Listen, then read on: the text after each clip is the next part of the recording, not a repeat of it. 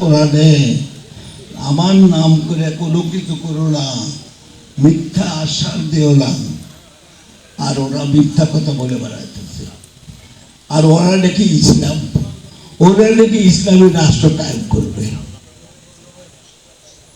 এত বছরে তুমি 30টা এমপি, বেশি তো এমপি হইতে পারো নাই। তাও ওই 30টা এমপি কিভাবে হয়েছিল? 18টা এমপি হয়েছিল কিভাবে?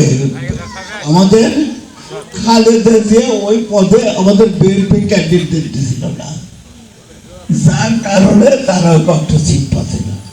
আসো এবার দেখা যাবে কয়টা সিট পাও। রফিকুল ইসলাম সাহেব আপনারা উল্লাপাড়া থেকে উনি দাঁড়াবেন। উল্লাপাড়া আমাদের 14টা ইউনিয়ন, এই 14টা ইউনিয়নের আর একটা পৌরসভা।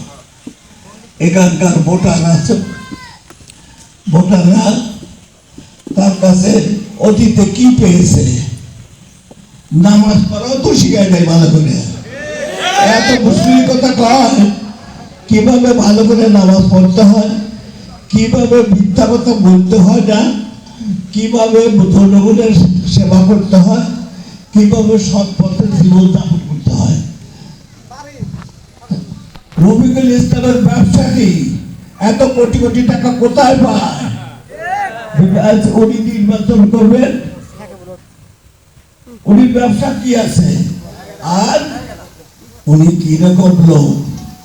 আওয়ামী লীগের